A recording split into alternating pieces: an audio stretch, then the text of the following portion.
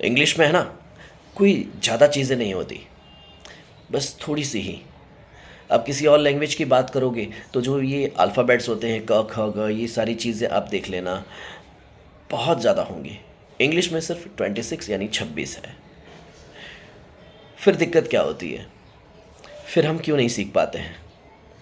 क्योंकि हमने डिसाइड तो कर लिया, लेकिन तरीके के बारे में हमको पता नहीं है, हमको प्रोसेस पता नहीं है, रास्ते का हमको पता नहीं है। कोशिश करनी है ये पता है, लेकिन कहाँ करनी है, क्यों करनी है, कैसे करनी है, ये हमको पता नहीं है। तो सबसे पहले ये सारी चीज़ें डिसाइड कर लो।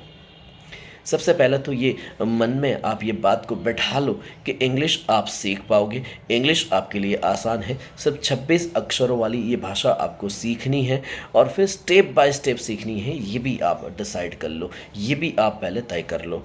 क्योंकि अगर आप एकदम दौड़ दौड़ के भाग भाग के इंग्लिश सीखना चाहोगे तो ये पॉसिबल नहीं होगा। आपको इत्मीनान से, बड़े आराम से आपको प्रैक्टिस करते करते इंग्लिश सीखनी है। सबसे पहले आप एबीसीडी ख़त्म कर लो, सारे अल्फ़ाबेट्स सही तरीके से, सही ढंग से, सलीके से, तरीके से।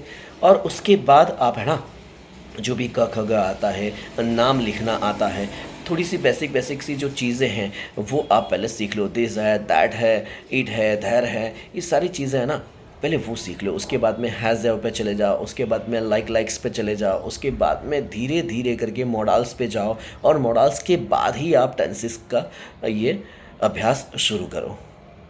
स्टेप बाय स्टेप जाओगे, एक एक करके आप सारी चीज़ें सीखोगे ना, तब आप अच्छे से सीख पाओगे और आपके लिए ना सारी चीज़ें आसान होगी।